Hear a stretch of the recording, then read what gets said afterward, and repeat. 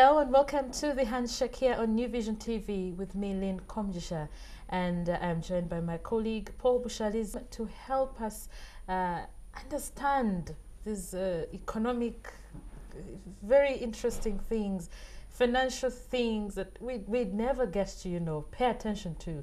I'm sure some of you failed economics at A-level. You can't blame me, I'm just saying, this is the truth though, but it doesn't end there. Paul, welcome to the show. Thank you. And now, the other day I met a friend who was telling me about online financial, I can't even explain it, but as I read into it, I finally found the right word, CryptoCurrencies. Mm-hmm. Now, what is that? Well, it's a long story. We're going to try and cut it short. Yes.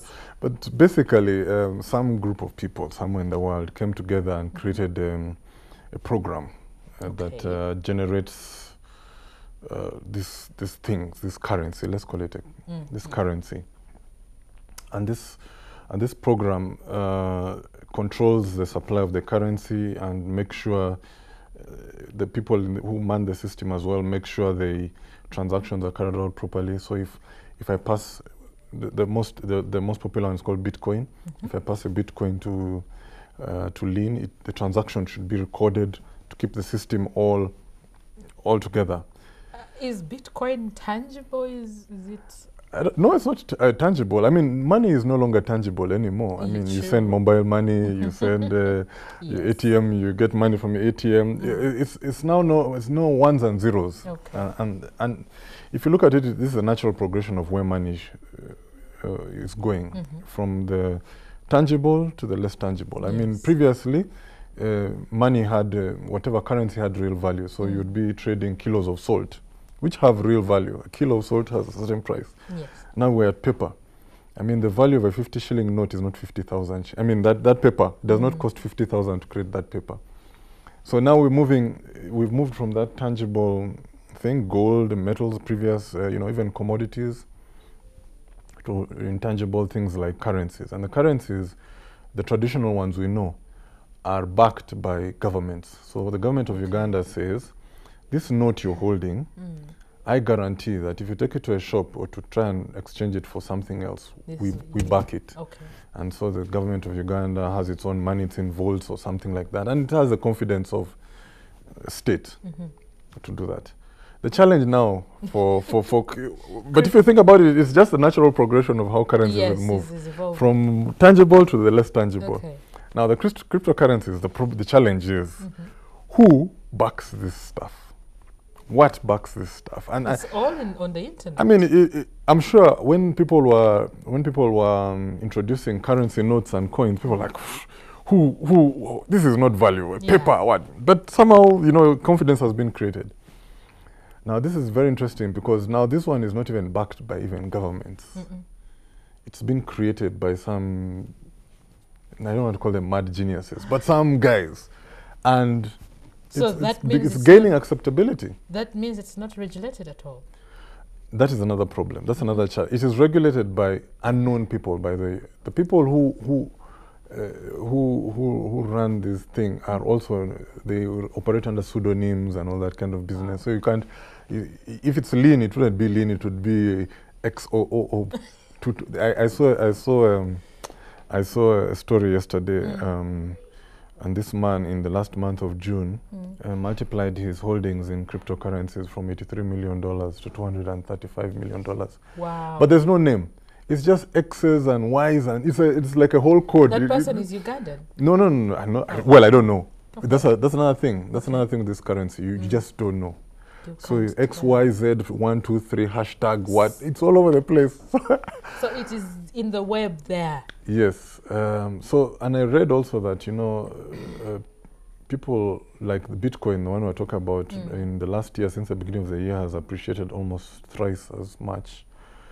But people are saying, this might be, the things that govern markets are greed and fear. Okay. When there's greed, everything goes up. All right.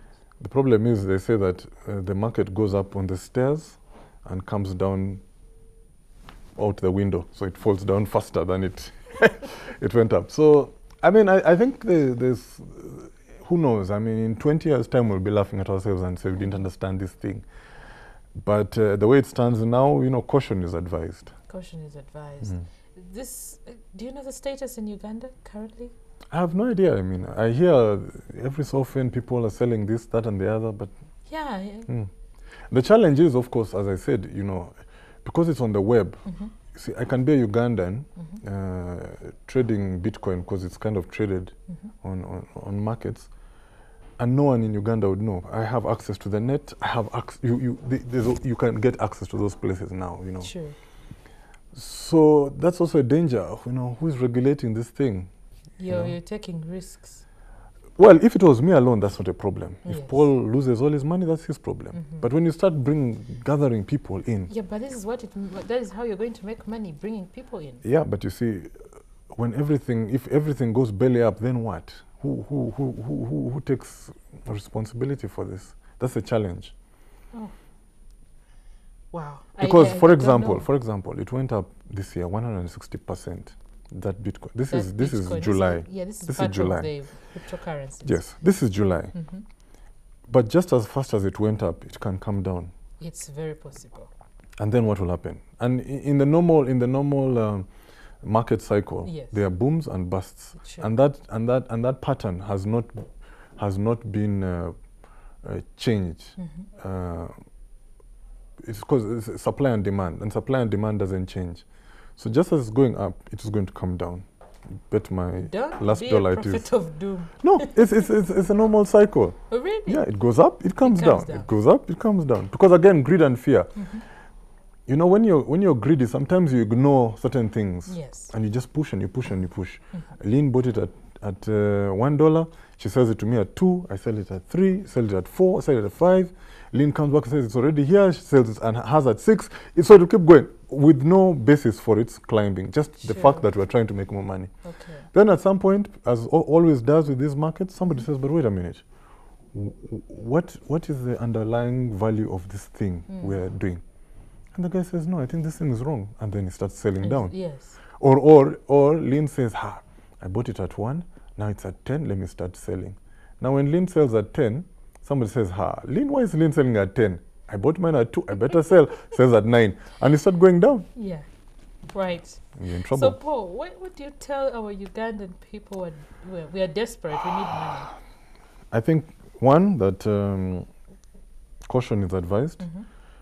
But if you must, really study the stuff. And I don't know how it's a difficult thing. We're human beings. Put emotion aside. Read everything, study everything to know about this thing before you get in. Go in with your eyes wide open. People are leaving their jobs, Paul, for these things. Well, good luck to them.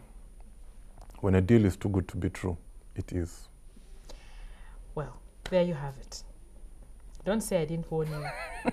No, at least Paul did. Thank you for joining us. You're sitting on the fence. Yes. Thank you for joining us here on the Handshake. Thank you, Paul. Thank you, Lee.